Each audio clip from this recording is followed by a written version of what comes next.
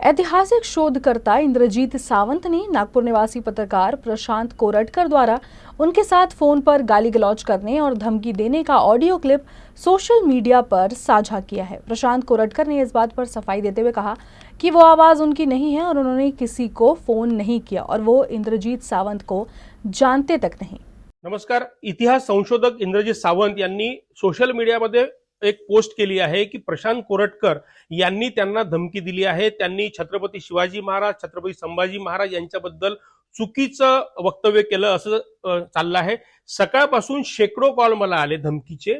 खरं तर हा आवाज माझा नाही आहे, हा सोशल मीडियावर एआयचा वापर करून मॉर्फ केलेला ऑडिओ आहे आणि कुठलीही शहानिशा न करता इंद्रजीत सावंत यांचा माझा परिचय नाही, दूर दूरपर्यंत काही घेणं देणं नाही आणि असं असताना त्यांनी हा खोडसाळ आरोप केलेला आहे।